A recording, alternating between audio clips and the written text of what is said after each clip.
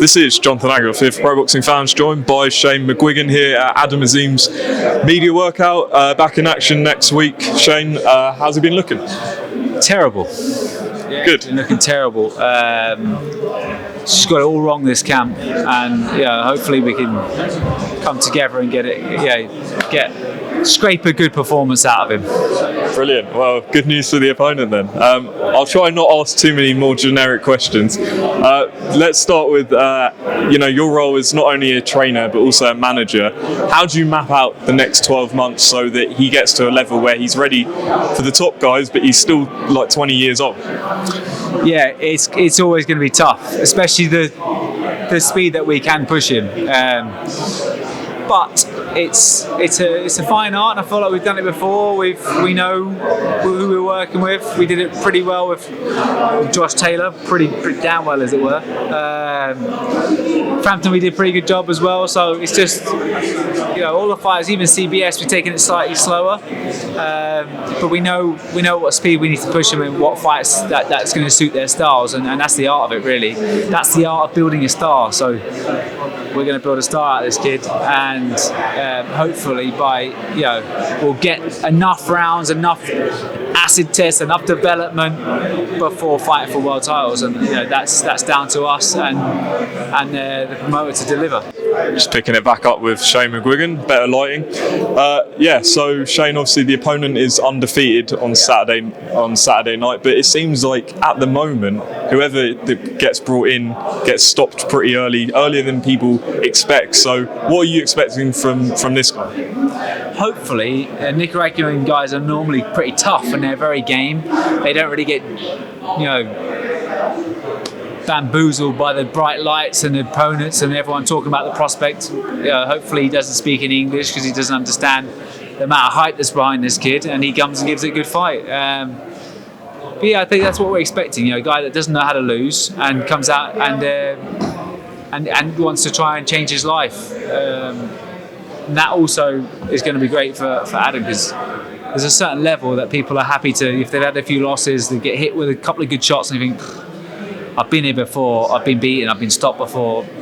It's just going to happen again. This kid's special. Whereas if they don't know that, if they've never been knocked out, if they've never been beaten, and they believe that they can win, when they do get hit with those shots, they're so stubborn that they'll keep going. And those are the fights that's going to give us rounds. And hopefully, Santos Reyes is that guy.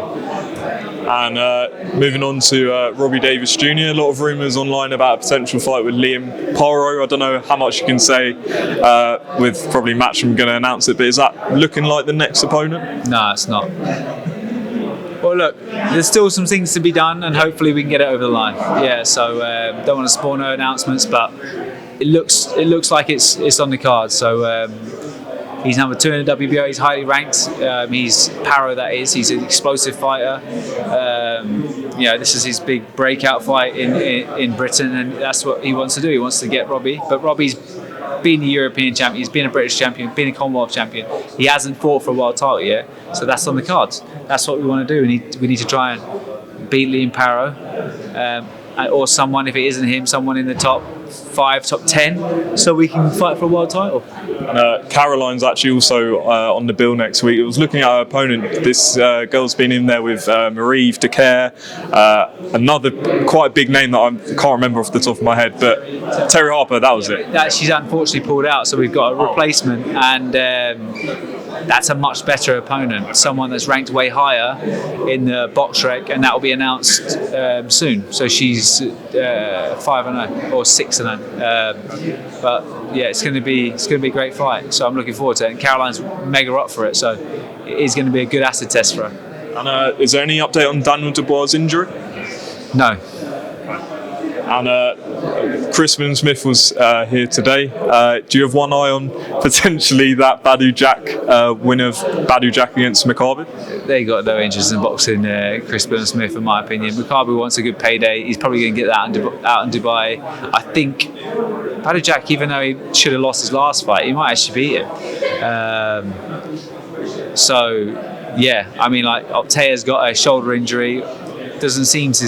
He said his management said he's not going to be out too long. So hopefully we're still nailed on for Optaya for the summer. And can you give us an update on Hassan and Ellie Scotney? Ellie Scotney, Shanika Johnson's asked for an extension, so we will probably be fighting for an interim world title beforehand. Date to be announced, it's nearly confirmed, against the New Zealand girl. And Hassan is boxing on this card, isn't he? So he's boxing against a tough lad who's been over to these shores before. So, and he's stopped a few prospects and stuff. So it's a little bit of a step up for us, which we're excited about. Just talking about Lawrence Okolie, I haven't spoken to you about him yet. You haven't? Okay. Well, he said in an interview that you guys are on good terms, but right now it's something to do with sort of the location where he's in America or Dubai and things like that. So logistically, it's difficult. So will you be training him for his next fight or not? No, not for his next fight. I think Lawrence has given up his UK residency, I'm pretty sure, to go and live in Dubai. It gives him only a certain amount of days in the country. Just had a child.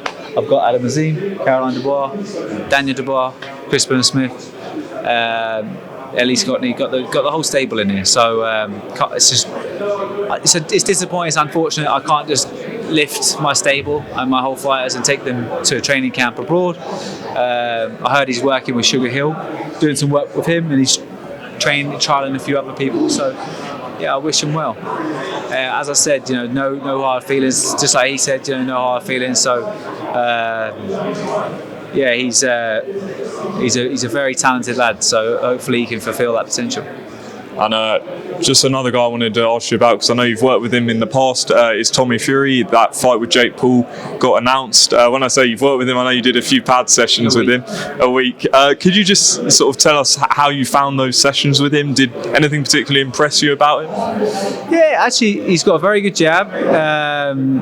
And he's got good feet. If he stays on the jab and stays using his feet and tries to feint and try and trigger the lead out of Jake Paul. Jake Paul's leaves his feet behind him. He punches when he shouldn't, but that's what also makes him effective. He does things that he shouldn't do, but he's heavy-handed and clubs you and he hits you hard. So, but if you actually just think about it, like if you feint and you drop back and he leaves his feet behind because he throws a stupid big right hook and wide shot, and you just jab him rather than try and trade up and try and have a fight with him and literally bust him up on a jab for 3-4 rounds, then I feel like he should have enough. You know what I mean? I feel like he's got enough in his boxing ability. He knows he's got their family of just they know boxing. So that in itself is enough, in my opinion, to beat a guy like Jake Paul. I mean, he swings a good right hand over the top, and it's fast, but he telegraphs it, and I think with a little bit of strategy and a little bit of footwork and a good solid jab, which he's got. That's the foundations of boxing.